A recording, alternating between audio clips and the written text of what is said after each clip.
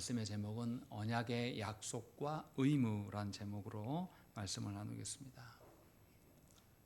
하이델베르그 교리문답, 오늘은 제30주일에 해당합니다. 80문이 첫 시작인데요.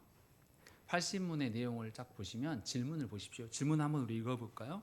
읽겠습니다. 시작.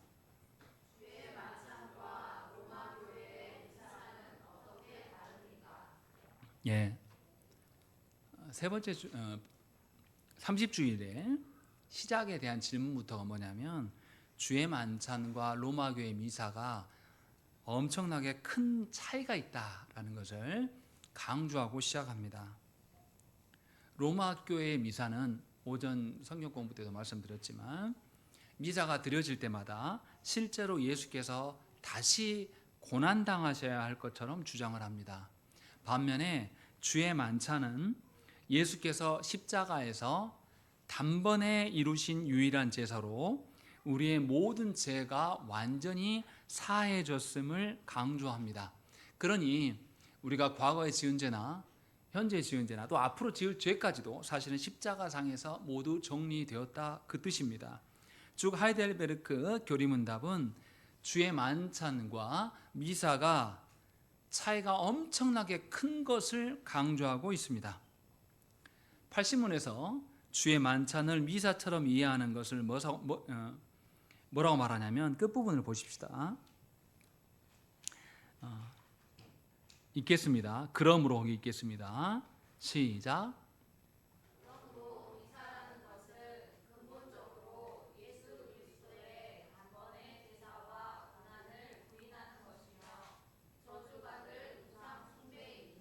예, 주의 만찬을 제사처럼, 미사가 말하는 제사처럼 이해한다면 예수 그리스도께서 단번에 이루신 제사와 고난을 부인하는 것이 된다.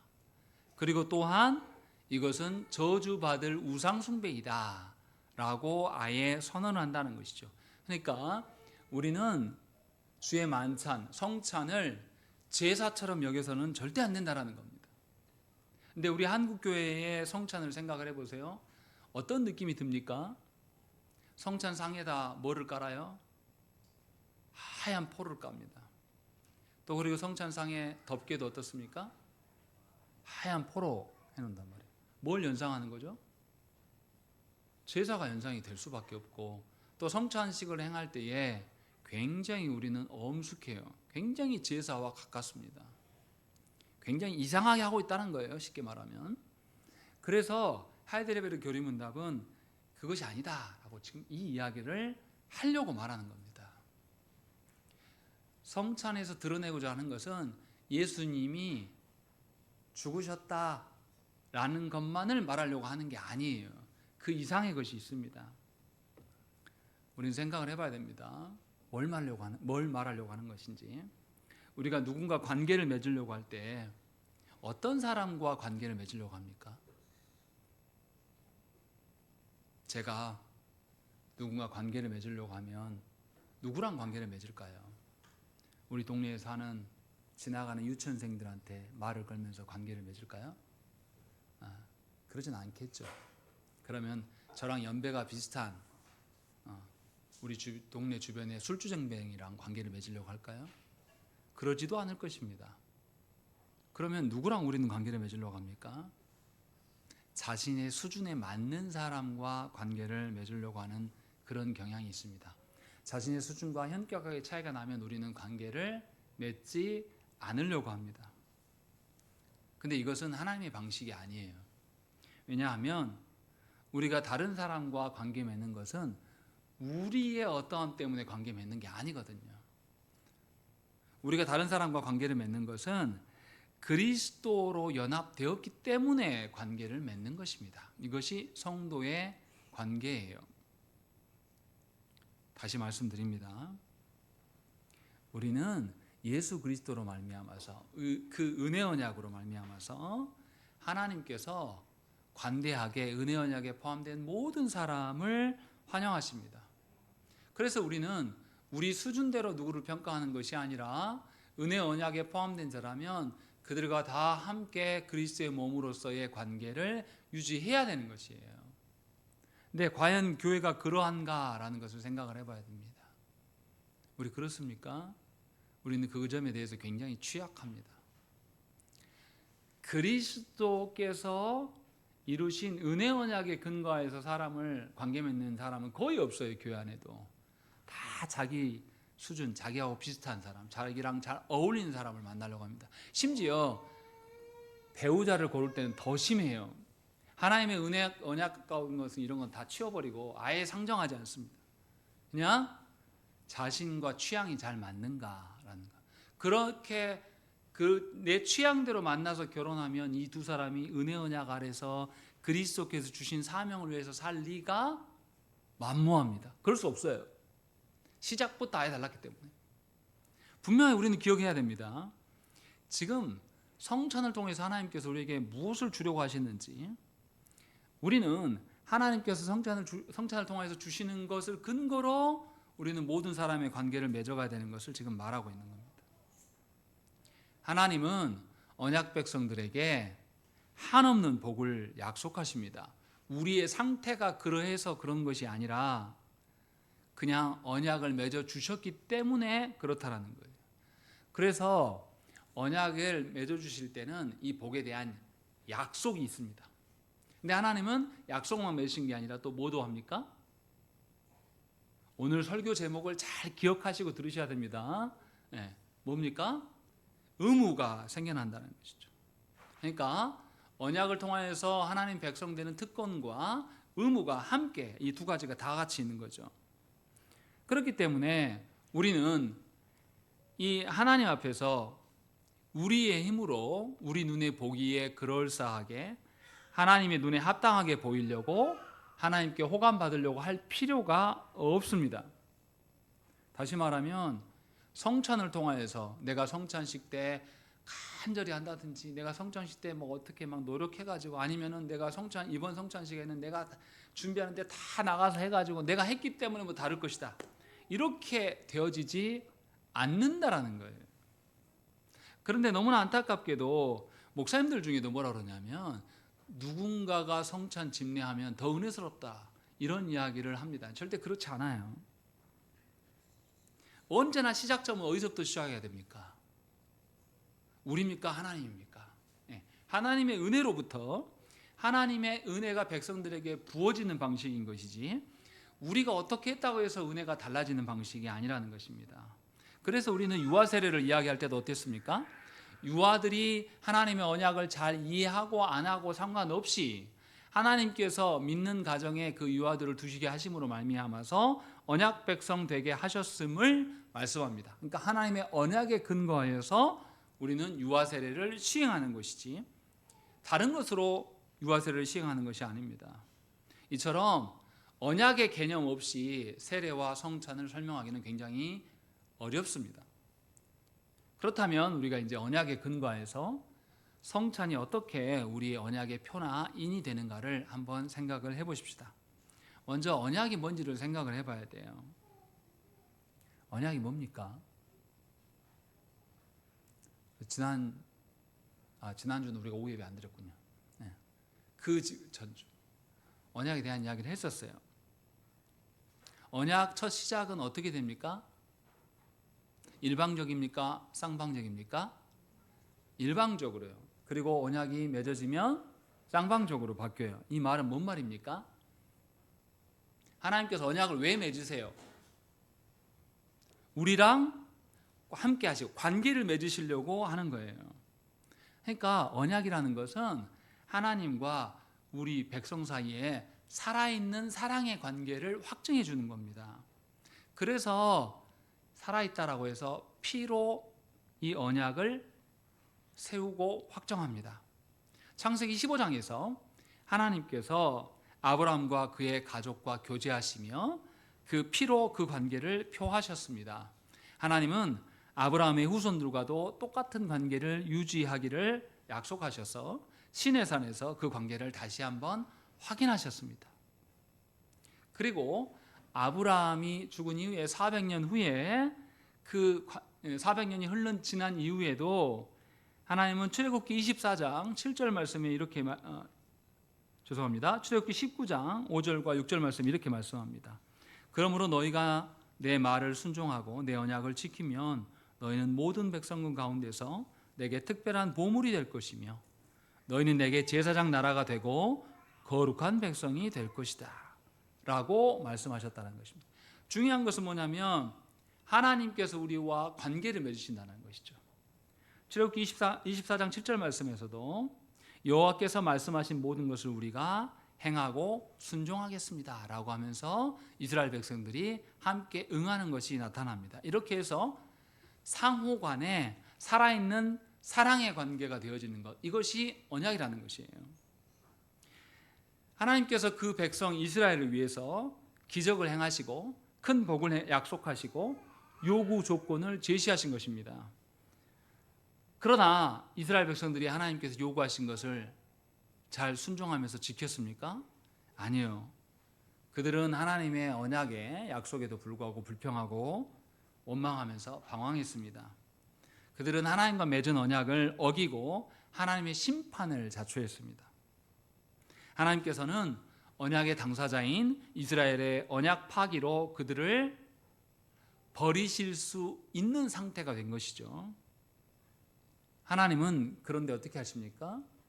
하나님은 성전이 파괴되고 바벨론 포로로 끌려가는 것처럼 되어져서 마치 버린 것처럼 생각이 들 수 있지만 하나님께서는 그 상황에서도 관계를 끊지 않으시고 계속해서 선지자들을 보내심으로 하나님과의 관계 속에 있음을 깨닫게 하십니다.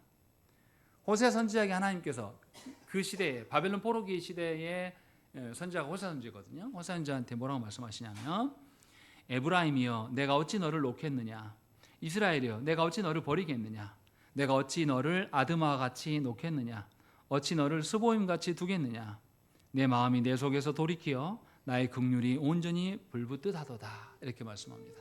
아까 오전 설교를 잘 들으셨으면 여기서 말하는 아드마나 스보임은 어디를 말합니까?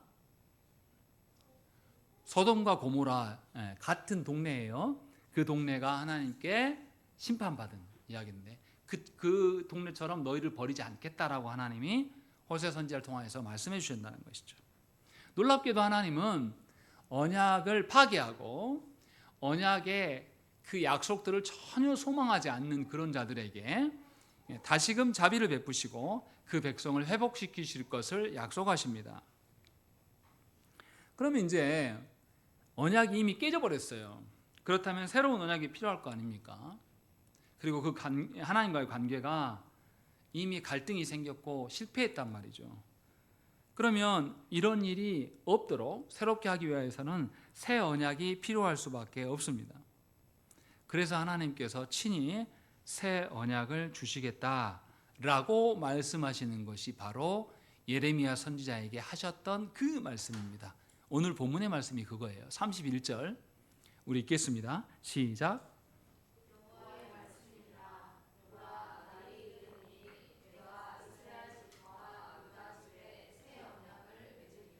예, 이스라엘이 파괴해버렸던 언약, 이제는 그 언약이 아니라 새 언약을 맺으셔서 다시금 관계를 유지하고 싶다라고 하나님께서 말씀하신 거예요.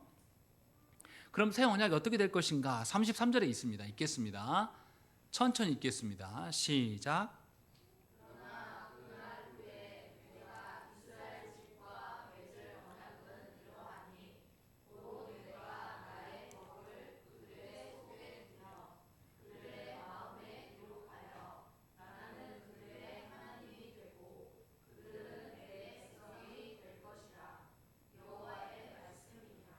예, 하나님께서는 그냥 새 언약을 맺어주는 게 아니라 하나님의 언약을 파기한 자들에게 그냥 새 언약을 맺어줘도 감지덕진데 하나님께서 이 언약 안에 잘 살아갈 수 있도록 뭐라고 말씀하시냐면 내가 나의 법을 예전에는 어디에다 썼는데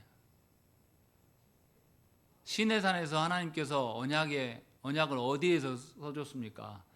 두 돌판에 써서 주셨습니다. 그런데 이제는 그렇게 하지 않으시고 어디에 써주신다고요?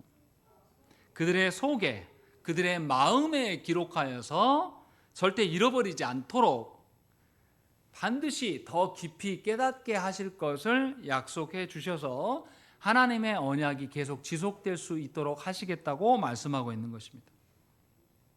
이것이 새 언약의 더 큰 은혜예요. 하나님은 첫 언약보다 더 큰 은혜로 하나님께서 찾아와 주신다는 것이죠.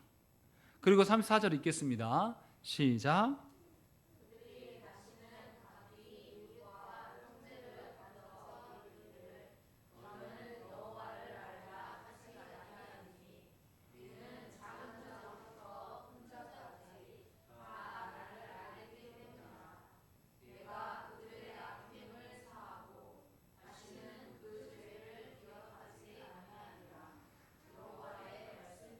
예, 하나님께서 33절에서 하나님의 율법의 말씀을 그들의 마음에 새겨줄 것인데 그 마음을 새겨주니까 사람들이 다 알게 될 것이다. 이 말은 뭡니까?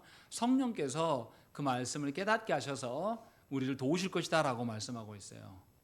그래서 작은 자부터 큰 자까지 하나님을 다 알게 될 것이다 라고 말하고 있고, 그 뒤에가 더 중요합니다. 뭐라고 말씀하십니까? 그 죄를 기억하지 않겠다라고 말씀하고 있는 거예요. 이전에 은혜 언약 아래 있을 때도 하나님께서는 어떤 하나님이셨습니까? 이스라엘의 하나님을 뭐라고 고백하셨습니까? 진노의 하나님, 무서운 하나님 막 이렇게 했습니까?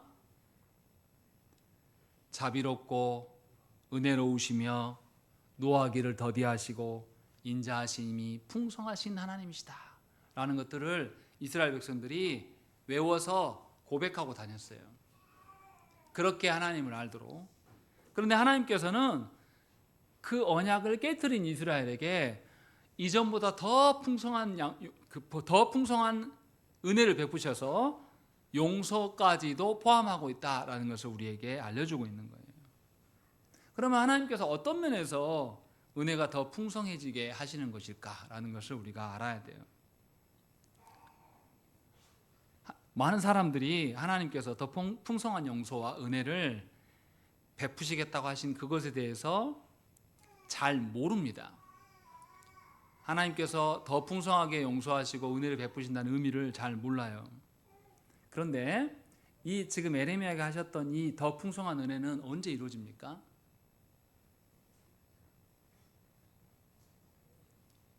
예수 그리스도로 말미암아 신약에 이르러서야 드디어 놀라운 변화를 경험하게 됩니다. 요한복음 1장 17절 말씀에 율법은 모세로 말미암아 주어진 것이요 은혜와 진리는 예수 그리스도로 말미암아 온 것입니다. 이렇게 말하는 거죠. 분명하게 모세로 말미암아 주어진 것보다 훨씬 강력한 예수 그리스도로 말미암아 새 언약이 오게 될 것이다 라고 말씀하고 있어요.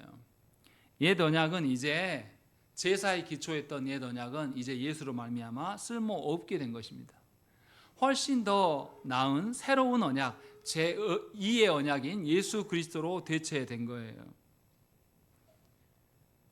성전 제사 제도는 시대에 뒤떨어졌고 그리스도의 완성된 사역으로 대체됐습니다. 그래서 예수님께서 성전을 헐고 사흘 만에 다시 짓겠다라고 말씀하시면서 새 언약이 되셨음을 우리에게 알려주신 것이죠. 이렇게 되어진 것을 확실하게 예수님이 보여준 장면이 있어요. 어디입니까? 변화산이 아니고요. 좀 더 가셔야 됩니다. 언약이 바뀌었다. 이전에 너희가 유월절을 통하여서 하나님의 구원을 바라봤는데 이제 그 유월절 그만 지켜도 돼. 성찬 제정하셨을 때에 유월절 식사, 그게 마지막 유월절인 것이죠. 그 식사 자리에서 예수 그리스도로 말미암아서 언약의 식탄, 만찬 자리로 바뀌었다라는 것을 우리에게 알려줍니다. 그래서 예수님이 뭐라고 말씀하시냐면 하나님의 백성을 위한 새 구원이 있게 될 것을 말씀합니다. 그리고 내가 흘리는 피로 말미암아서 너희가 하나님께 돌아오게 될 것이다 라고 알려주십니다. 누가복음 22장 20절 말씀에 저녁 먹은 후에 잔도 그와 같이 하여 이르시되 이 잔은 내 피로 세우는 새 언약이니 곧 너희를 위하여 붓는 것이라 이렇게 말씀하는 것이죠. 이것이 바로 새로운 시작입니다. 예수님은 하나님과 언약 백성들 사이에 깨져버렸던 언약을 다시 세우는 것이에요. 그래서 예수님은 성찬을 제정하실 때 새 언약이라고 아예 대놓고 말씀하셨어요. 이전에는 짐승의 피로 말씀하셨지만 이제는 어린 양이신 예수 그리스도의 피로 말미암아서, 또 이전에는 그 메시아가 오실 것이다라고 하면서 그림자로서만 말했는데 이제는 그 실체 되신 예수님이 그들 앞에 오신 거예요. 그래서 불완전한 것에서 더 확실한 것으로 지금 나아가는 거예요. 아주 작은 것에서 아주 명확하고 큰 것으로 변화되는 것이죠. 이것이 성찬의 개념입니다.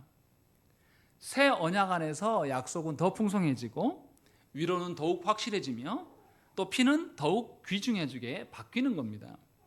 이렇게 예수께서 그 잔을 부으셨다라고 말하신 것은 사실은 누구의 피를 말한 거예요? 자신의 피. 이제 십자가를 앞두고 주님께서 성찬을 제정하시고 새 언약이 있게 될 것을 말씀하시고 새 언약을 완성하시기 위하여서 주님은 자기 자신을 내어주시고 자기 자신의 피를 쏟으셨습니다. 그런 방식으로 해서 주님이 모든 것을 이루셨어요. 이렇게 되었어요. 이제 새 언약이 되었단 말이에요. 그러면 이제 과거에 또 다른 제사가 필요합니까? 필요하지 않습니까? 이제는 필요하지 않아요. 새 언약이 제정이 되었기 때문에. 의미를 잘 알아들으셔야 돼요. 하나님께서 첫 인류가 타락했을 때 하나님께서 은혜 언약을 주셨단 말이에요. 한 번 타락했는데 은혜 언약을 주셨단 말이죠. 그렇게 해서 제사 제도를 통하여서 하나님의 약속을 기다리라고 말씀하셨어요. 그런데 이스라엘은 이 은혜 언약조차도 파괴해버립니다. 그런데도 하나님은 이들을 버리지 않으시고 새 언약을 너희 마음 가운데 주겠다. 전에는 돌에 줬는데 이제는 마음 가운데 주겠다라고 하면서 새 언약이신 예수 그리스도를 보내셨고, 예수님은 성찬 자리에서 내 피가 새 언약이 된다라고 말씀해 주신 것이죠. 그래서 십자가에서 이것을 이루신 겁니다. 또 다른 제사가 필요하겠습니까? 안 하겠습니까? 필요할 이유가 없는 거예요. 성찬의 자리는 제사의 자리가 아닙니다. 주께서 다 끝내셨어요. 그것이 우리에게 와 있는 거예요. 그러니까 우리는 주님이 이루신 것을 바라보면 돼요. 주님은 그냥 우리의 죄값만, 피만 흘리신 것이 아니라 하나님이 주시는 율법의 말씀도 주님이 온전하게 다 지키십니다. 그래서 예수님의 공생의 기록을 보면 반복되는 이야기가 있어요. 뭘 이루려 하심이라? 말씀을 이루려 하심이다라는 거죠. 주께서 안 해도 될 일인데 십자가상에서 의도적으로 하는 행동들이 나타난단 말이에요. 왜 저것을 하시지? 그런데 그때 보면 그때마다 말씀을 이루려 하심이다라고 언급이 계속 된단 말이에요. 그래서 하나님 주신 언약에는 뭐가 있어요? 약속과, 하나님이 우리에게 복 주실 약속과 우리의 의무가 있단 말이에요. 약속은 우리가 받는 혜택이고 의무는 우리가 해야 될 일이에요. 하나님 말씀을 지키라고 하셨단 말이에요. 구약 백성들에게. 근데 안 지켜. 그러니까 하나님 예수께서 오셔서 뭐 한 거예요? 언약에 대한 약속과 의무 모두를 주님께서 어떻게 하신 거예요? 다 이루신 겁니다. 그래서 우리는 그리스도 안에서 그 모든 것을 공급받는 거예요. 그래서 주님께서 십자가상에서 죽으실 때 뭐라고 말씀하십니까? 내가 다 이루었다라고 말씀하시고 운명하셨다라고 성경이 그렇게 기록한단 말이죠. 이 정도면 우리가 뭔 말인지 알아들어야죠. 이제 더 이상 제사가 필요 없고 주께서 다 이 언약의 약속과 의무에 대해서 다 이루셨기 때문에 우리는 그리스도 안에 있음으로 말미암아서 모든 언약의 당사자가 되는구나라는 것을 알아들으셔야 한다는 것이죠. 이것을 확증해 준 게 뭐냐면 성찬이라고 말씀하고 있는 거예요. 그래서 예수님이 성찬을 제정하시고 내 피가 새 언약이다 라고 말씀하신 거예요. 히브리서 10장 19절부터 쭉 말씀을 보시면, 그러므로 형제들아 우리가 예수의 피를 힘입어 성소에 들어갈 담력을 얻었나니 그 길은 우리를 위하여 휘장 가운데로 열어놓으신 새로운 살 길이요 휘장은 곧 그의 육체니라. 또 하나님의 집 다스리는 큰 제사장이 계심에 우리가 마음의 뿌림을 받아 악한 양심으로부터 벗어나고 몸은 맑은 물로 씻음을 받았으니 참 마음과 온전한 믿음으로 하나님께 나아가자. 이렇게 고백한다는 것입니다. 예수께서 이루셨으니, 예수께서 우리를 깨끗하게 하셨을 뿐만 아니라 참 마음과 온전한 믿음까지도 주셨으니 우리는 예수 안에서 성부께로, 하나님께로 나아갈 수가 있게 되었구나라는 것을 히브리서 기자가 고백하고 있는 것입니다. 그러니까 우리는 성찬을 통하여서 확인받는 건 뭐냐면, 예수께서 새 언약을 완성하심으로 우리에게 새 길을 여셨구나라는 것을 발견하는 거예요. 이쯤 되면 성찬을 통해서 우리는 어떻게 해야 되냐면, 내가 뭔가를 막 이루려고 하는 것에서 벗어나야 돼요. 우리가 이룰 수 없어요. 자꾸만 미사처럼, 가톨릭의 미사처럼 생각하면서 다시금 또 뭔가를 잡아바치고 내가 뭔가를 해야 되는 것처럼 생각하는 분들이 너무 많아요. 성찬하면서. 그게 아니고 예수께서 이루신 것을 예수 안에서, 주 안에서 주를 닮아가라고 말씀하고 있는 겁니다. 우리 보고 뭐 해내라고 하지 않았어요. 하나님께서 그리스도로 인하여 주신 그 말씀으로 이루신 것을 누리라고 말씀하고 있는 거예요. 그것이 성찬의 개념이라고 이야기를 하고 있는 거예요. 더군다나 우리가 하나님께 나아갈 수 있다는 의미가 뭡니까? 우리가 하나님께, 우리는 구약 백성들이 하나님께 나아가려면 어떻게 해야 됩니까? 제사를 드려서 뭘 확보해야 됩니까? 거룩을 확보해야 돼요. 근데 이제 거룩이 이미 확보돼 버렸어요. 그럼 이제 나아가서 뭐 합니까? 아까 제가 초반에 막 설명했잖아요. 성찬이 뭐라고요? 관계 맺는 것. 누구랑 하나님과 우리랑. 그래서 예전에 은혜 언약 때 언약으로 하나님께서 관계를 맺어 주셨다니까요. 근데 언약을 파괴해 버리니까 하나님이 새 언약으로 관계를 다시금 더 강화해서 맺어 주셨다고요. 이해되십니까? 그러니까 성찬은 뭐냐면 하나님과의 관계 맺기예요. 성찬으로 나아갈 때 내가 뭐 한 거, 내가 뭐 헤아리고 나의 어떠한 거 막 해가려고 나갈 필요가 있다고요, 없다고요? 없습니다. 누구 때문에? 예수 그리스도께서 새롭게 열어놓은 새 언약이 있기 때문에 우리는 우리가 언약을 수립하려고 할 필요가 없는 거예요. 성찬이 바로 그의 확증이라는 거죠. 그러니까 성찬을 통해서 우리는 하나님과 더 친밀해진 거예요. 신명기 4장 7절 말씀에 우리 하나님 여호와께서 우리가 그에게 기도할 때마다 우리에게 가까이 하심과 같이 그 신이 가까이 함을 얻은 큰 나라가 어디 있느냐, 이렇게 말해요. 모세가 시내산 언약을 받고 난 뒤에 출애굽 2세대들에게 이야기해요. 출애굽 1세대들은 이미 다 죽었어요. 하나님께서 언약 백성 되게 하셨는데도 불구하고 이들이 원망하고 불평하니까 하나님 싹 죽이셨단 말이죠. 그리고 2세대들한테 이야기한단 말이죠. 야, 세상 신들 중에 사람과 함께하는 신이 도대체 어딨냐? 너희 하나님은 언약을 맺어주시고 너희와 그 언약의 증표인 두 돌판을 어디에 담았어요? 언약궤에 담아가지고, 언약궤라고까지 이야기해요. 언약궤가 있는 곳은 누가 계신다? 하나님이 계신다. 다시 말하면 하나님은 너희와 교제하기 원하시고 관계를 맺기 원하신다. 그 증표로서 성막을 짓게 하고 너희가 그 성막에서 하나님 앞에 설 수 있는 것, 하나님과 교제할 수 있는 그것이 가장 강력한 것 아니냐라고 하면서 모세가 말한단 말이죠. 근데 왜 너희는 세상 신처럼 자꾸 하나님 보면서 세상에 이방신들이 하니까 뭔가 너희들이 좋은 걸 막 갖다 바치면 하나님 복 더 주겠지, 이런 식으로 하나님을 대하고 신에게 의해서 막 자기 몸에 자해를 하고 이상한 짓거리를 하냐 이 말이죠. 그렇게 해서는 안 된다. 하나님 이미 보이시지 않았냐, 모세가 이렇게 말한단 말이에요.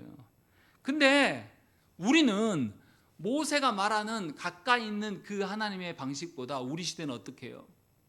여러분들 교회 나올 때 성전 잘못 만지고 들어갔다가 죽을 거 걱정합니까?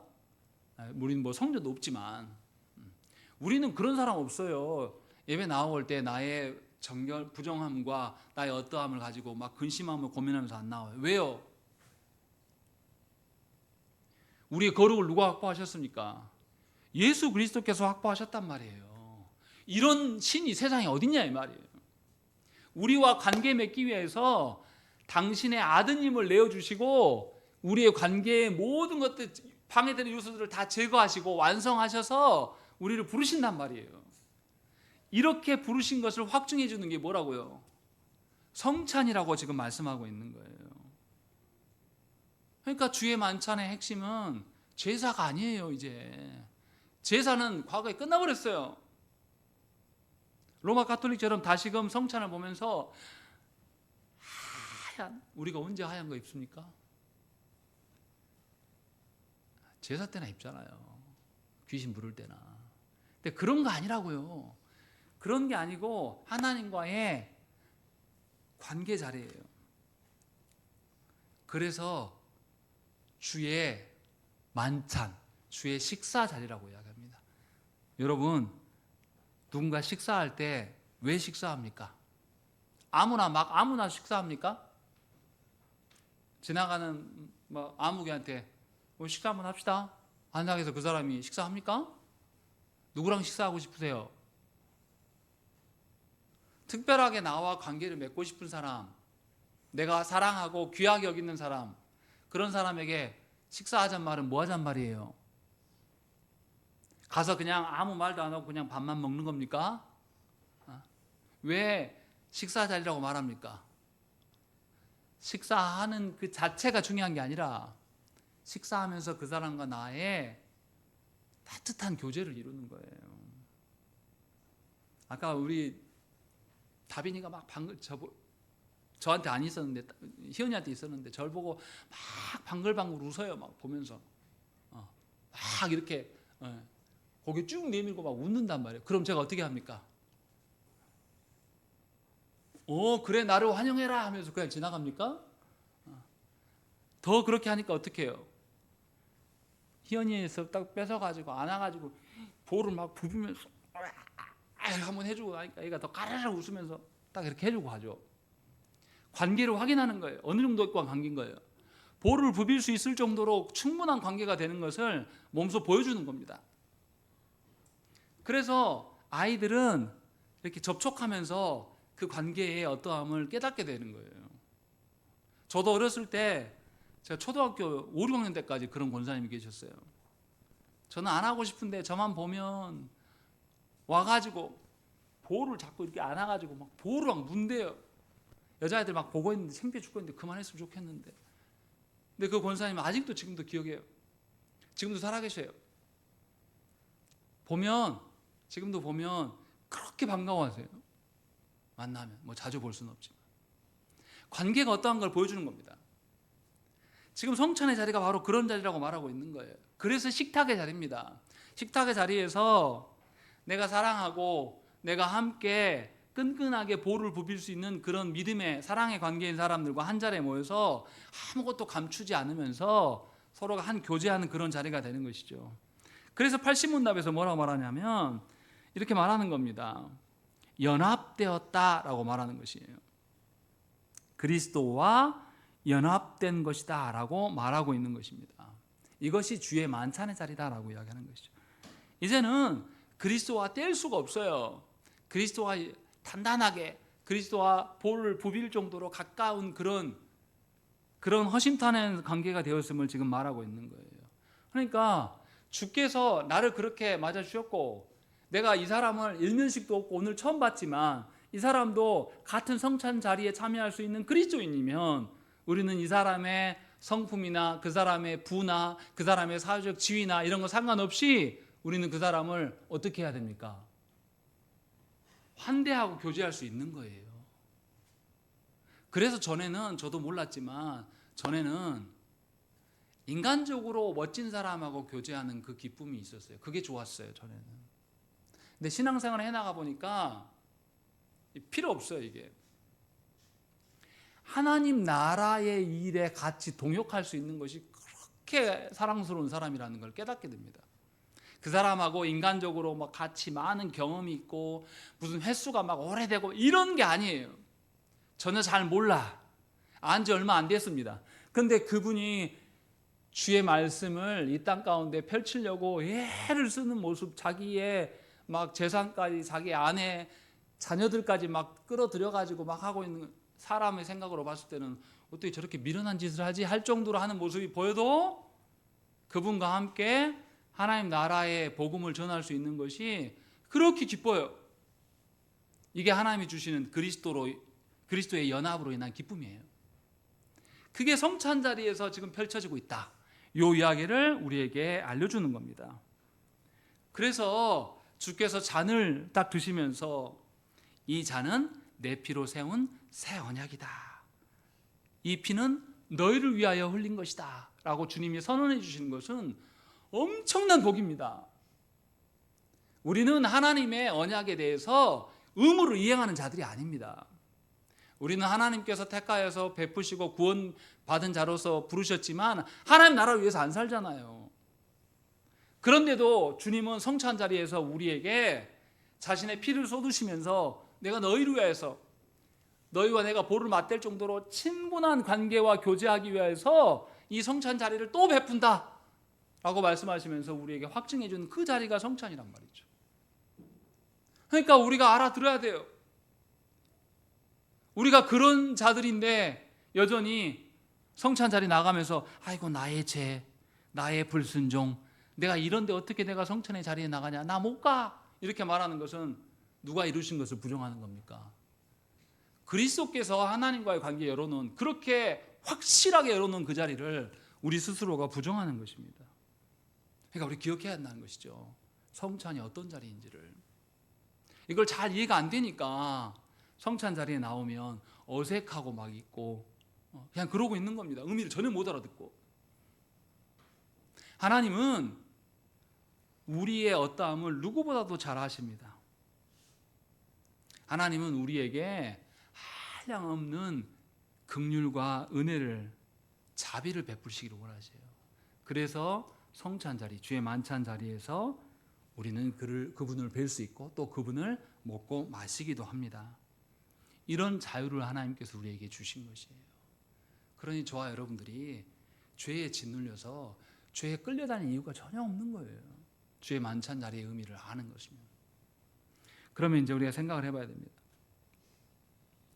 그렇다면 언약에 약속에만 있냐? 아까도 이야기했잖아요. 언약의 의무도 있다고 했어요. 그럼 이제 우리가 하나님의 그 의중을 알았다면 언약의 의무도 우리가 한번 생각을 해봐야 됩니다. 출애굽기 19장 5절과 6절 말씀에 세계가 다 내게 속하였나니 너희가 내 말을 잘 듣고 내 언약을 지키면 너희는 모든 민족 중에서 내 소유가 되겠고 너희가 내게 대하여 제사장 나라가 되며 거룩한 백성이 되리라. 너는 이 말을 이스라엘 자손에게 전할지니라. 이렇게 말씀합니다. 하나님께서는 항상 당신의 백성들에게 높은 기대감을 갖고 계셨습니다. 그래서 많은 것을 주셨고 많은 것을 기대하십니다. 근데 우리는 이 하나님의 기대하심을 항상 오해해요. 이스라엘도 성전 제사에 질 좋은 짐승들을 충분히 바치면 하나님이 기뻐하실 것이고 제단을 더 많은 제물로 가득 채우면 하나님께서 복 주실 것이라고 생각했습니다.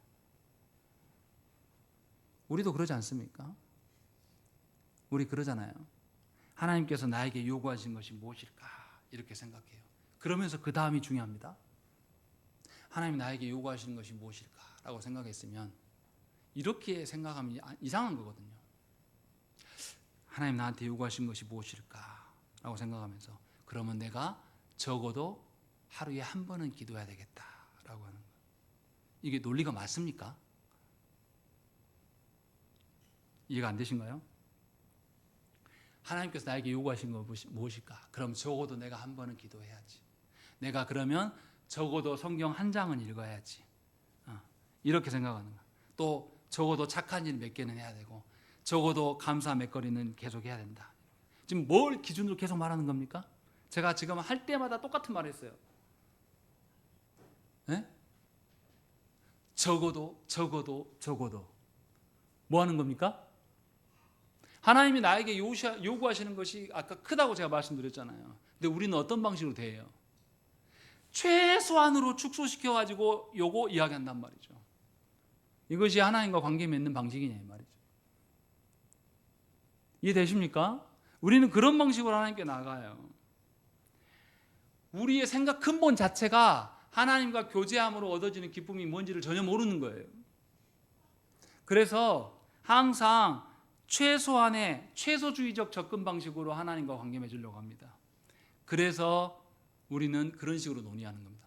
우리가 한국교회에서 11조 논쟁되는 이유도 뭡니까? 더 많이 드리고 싶어서입니까? 드리기 싫어서입니까?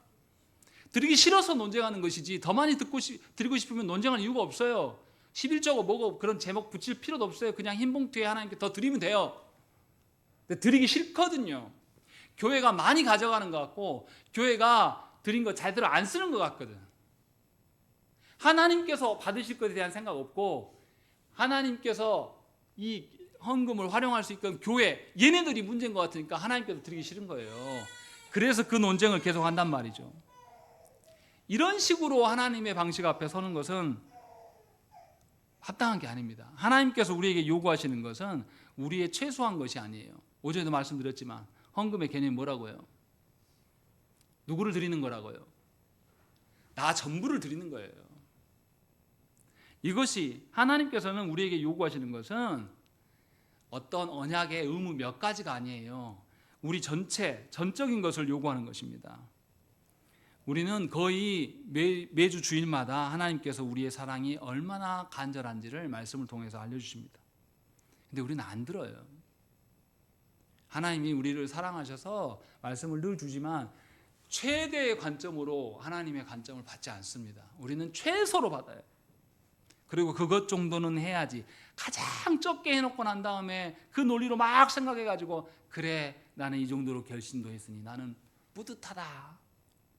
여러분들의 남편이 배우자가 최소한의 관점으로 갖고 와가지고 여러분들 대해주면 여러분들 기분 만족하고 뿌듯하십니까? 승질 낼 거예요 아마.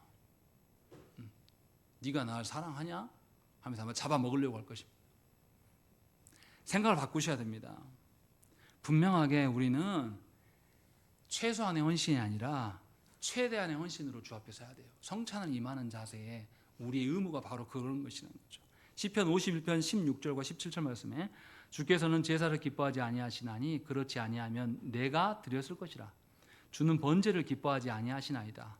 하나님께서 구하시는 제사는 상한 심령이라.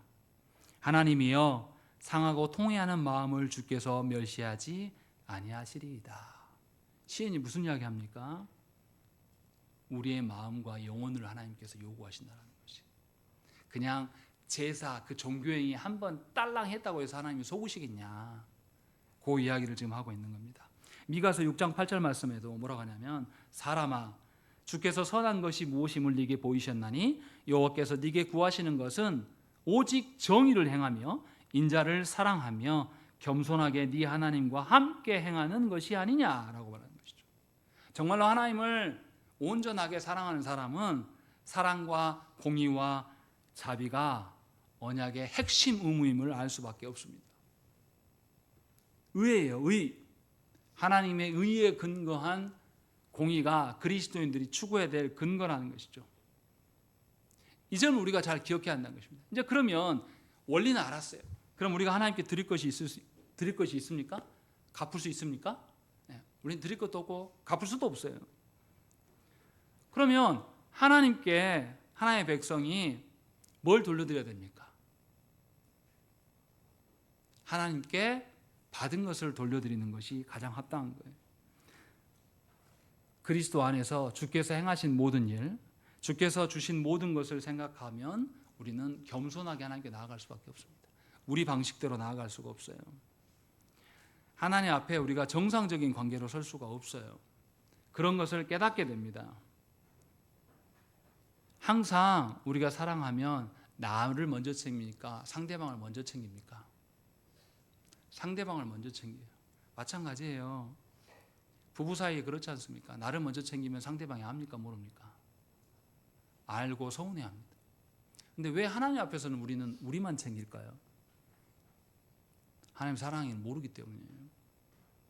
하나님을 먼저 챙기는 것이 당연한 것입니다. 상대방이 기뻐할 것들을 찾아서 섬기는 것이 합당한 겁니다. 주의 교회를 섬기는 것은 목사가 포지션을 정해가지고 이거 하세요 저거 하세요 그런 방식이 아니에요. 그래서 제가 최대한 말 안 하고 싶습니다. 그런데 주위에서는 계속 말하라 그래요. 성도들은 그렇게 하면 안 자랍니다. 이거 시키고 저거 시키고 이렇게 해야 됩니다. 자리를 만들어줘야 됩니다. 이것은 하나님의 사랑이 아닙니다. 하나님의 사랑은 사랑하면 말하지 않아도 찾아서 한다니까요. 하나님께서 우리의 필요를, 하나님께서 우리를 살뜰히 살피시면서 우리의 합당한 필요를 주시지 우리에게 필요치 않은 것 이상 주시지 않는단 말이에요. 우리가 그럼 반드시 타락하니까. 그렇게 해서 하나님께서는 우리에게 찾아오신단 말이에요. 그렇게 우리에게 사랑을 베푸신단 말이죠. 그러면 우리도 하나님께 같은 방식으로 응해하지 않겠습니까? 하나님이 기뻐하실 만한 일이 뭘까라는 것을 우리 스스로 생각을 해야 돼요. 그런데 자꾸만 목사에게 와서 하나님 뜻이 뭡니까, 목사님? 뭐 해야 됩니까? 그럼 목사가 지명한 것이 하나님 기뻐하신 일일까요? 아니면 어떻게 할 거예요? 우리가 정말 각자가 하나님을 사랑한다면 주의 교회의 필요가 뭔지에 대한 것들을 우리가 찾고 거기에서 함께 찾아가면서 궁리하면서 그렇게 가는 거예요. 그럴 때 교회는 특정 누군가가 주인이 되지 않습니다. 성도들이 하나님의 방식으로 교회를 사랑하지 않기 때문에 누가 주인이 돼요? 교회에 많이 에너지를 쏟은 사람이 주인 노릇하고 있는 거예요. 그 사람이 와서 그거 아니야, 하지마, 이거 해, 이거 갖다 놔. 그러면 여러분들은 수동적으로 서는 겁니다. 교회에 말아먹는 것이 목사 혼자만 하는 게 아니었어요. 사실은 다 함께 이것을 수십 년간 해온 겁니다. 기억하셔야 돼요. 제가 이 이야기 왜 합니까? 우리가 하나님의 언약 관계에서 의무의 측면을 생각할 때 의무는 하나님의 사랑으로부터 기인하는 것이기 때문에 의무를 시행하는 방식에 있어도 하나님의 사랑의 방식으로 우리가 교회를 세워가야 된다는 것이에요.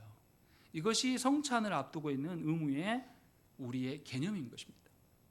이것이 성경에서 말씀하는 거예요. 이제 이런 관점으로 하나님의 성찬을 바라보면 하나님이 주신 성찬은 참 영광스러운 것입니다. 하나님과 교제할 수 있는 훨씬 폭이 더 넓어졌고 하나님 앞에서 더 자유할 수 있는, 하나님이 기뻐하는 것 우리 경험하지 않습니까? 육적인 배우자가 기뻐하는 일들 우리 알아요, 몰라요? 알아요. 제 아내는 원래 쇼핑 좋아하는 사람인데 제가 원체 싫어하니까 저 결혼 전에 교제할 때 어떻게 했냐면 먼저 본인이 시간 내서 매장 몇 군데를 돕니다. 다 돌고 이거 입혀봐, A, B, C 입혀봐야지 해놨다가 저를 불러요. 그래 놓고 착착착 끝내요. 근데 그것도 저는 막 하면서 막 힘들어했습니다. 그때 제가 엄청 교만한 거죠. 배우자가 나를 위해서 이렇게 헌신하고 있는 걸 모르는 거죠. 나중에 살아보니까 이 사람 참 나를 사랑해서 이렇게 쇼핑 좋아해도 안 가는구나. 이런 거 보면서 제가 많이 미안하고 사랑의 더 깊은 것을 깨닫게 됩니다. 이런 방식으로 우리가 하나님 앞에 이제는 성찬을 대할 때에 언약의 의무를 새롭게 봐야 됩니다. 분명하게 주께서 우리에게 열어주신 것, 하나님께서 우리에게 복 주시기로 약속하신 것이 크면 클수록 의무도 함께 커집니다. 주의 약속을 받아들이지 않는 자들에게는 여전히 언약에 대한 의무가 짐이고 무거움으로 다가올 것이에요. 그러나 분명하게 하나님을 사랑하고 하나님의 언약을 기뻐하는 사람들이면 하나님이 주신 언약의 의무에 대해서 우리는 즐겁게 설 수가 있게 되는 것입니다. 어중간하게 서 있거나 이것도 저것도 아닌 것은 있을 수가 없어요. 사랑하면 사랑한 티가 나게 되어 있는 것입니다. 그래서 하이델베르그 82문 봐보세요. 뭐라고 되어 있습니까? 자신의 고백과 생활에서 믿지 않음과 경건치 않음을 드러내는 자에게도 이 성천이 허용됩니까? 허용됩니까? 안 됩니까? 안 된다고 말하고 있는 것이죠.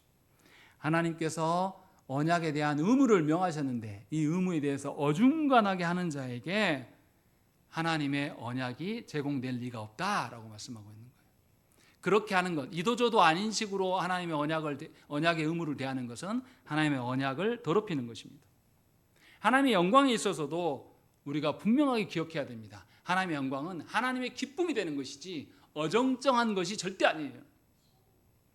사람이 보기에 어떠한 것이 절대 아닙니다. 그것으로 하나님의 영광 높인다고 말하지 마세요, 제발. 뭐 상 받았을 때, 뭐 잘 됐을 때, 자기가 뭐 좋아가고 기쁠 때 하나님 영광 돌린다? 그런 방식으로 하나님 영광 돌리는 것이 아니에요. 분명하게 우리가 하나님께 앞에 서는 것이 무엇인지를 알아야 됩니다. 우리는 하나님께서 당신의 아드님을 내어주셔서 새롭게 하신 새 언약 아래에 놓여 있는 자들입니다. 그러니 우리로 인하여서 언약이 더럽혀지지 않기를 소망하면서 우리가 하나님이 주신 그 언약을 얼마나 존중하며 살아가는지, 하나님 주신 약속해 주신 그 언약의 약속들을 얼마나 우리가 소망하는지, 또한 하나님 주시는 의무로 인하여서 하나님을 얼마나 사랑하시는지를 꼭 점검하시고 주와 함께 날마다 남은 나날들이 주의 사랑으로 살아가시기를 간절히 축원합니다. 우리 함께 기도하겠습니다.